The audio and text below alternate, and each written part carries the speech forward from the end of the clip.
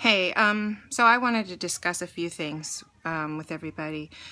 First of all, we have the head of the FBI coming out talking about a term he's coined, the Ferguson Effect, which in essence means that the police are being less aggressive because of what happened in Ferguson, because of the murder of Michael Brown, and therefore crime is going up.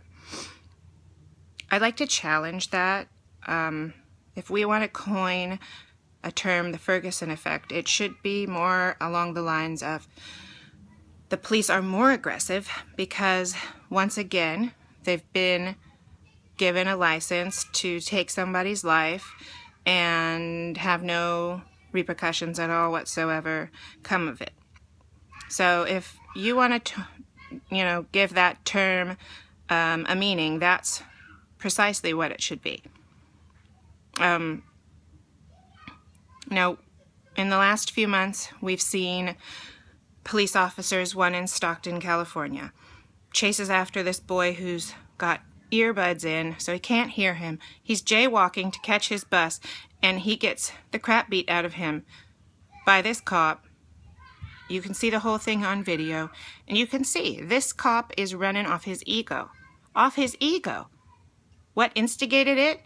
Probably his racial bias, his implicit bias against African Americans.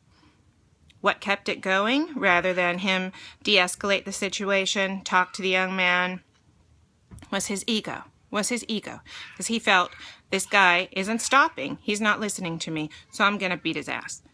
Okay, now we have Ben Fields, cop in South Carolina, school resource officer, who basically grabs this little girl out of her seat and slams her like a rag doll. Okay, this guy has had a history of aggressive abuse, yet they put him inside a school as a school resource officer. Are you kidding me? Are we surprised by this? I'm not.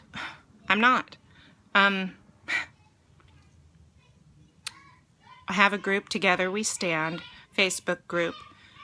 Wonderful, active, outspoken people who are willing to do something each time this occurs.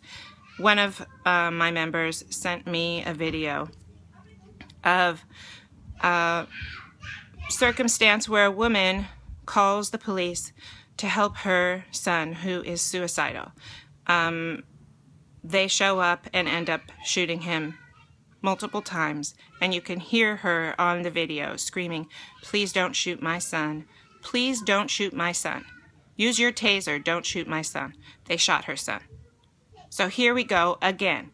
Lethal force is the first thing being chosen rather than the last resort.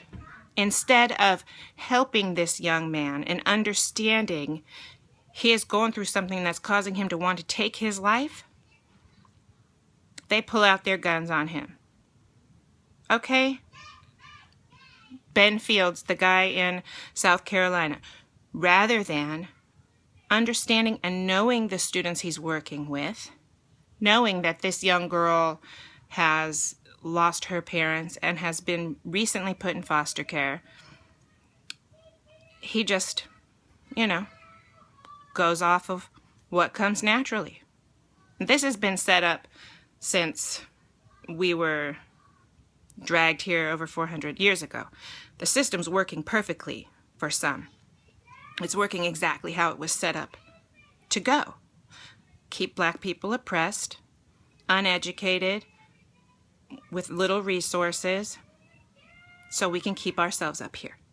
And there shall be no accountability for anything. And now that that's changing, people are freaking out.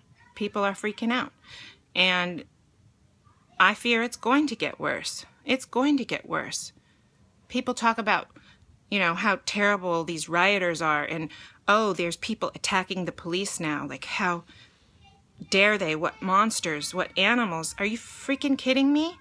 Look at what we have put up with for so many years. So many years. Yes, there's anger. Yes, there's frustration.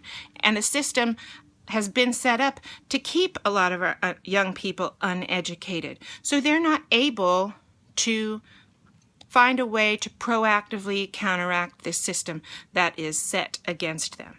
So they're speaking out the only way that they know how. It's gonna stop. We are going to stop it. We're going to empower our young people. I'm telling you, everyone that this reaches, please spend time every day. Just let the young people in your lives watch a video, read a book, something on their history, on the power of where we have come from. That's where it begins. With our minds.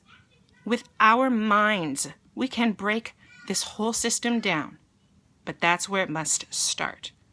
That's where it must start. Peace to you.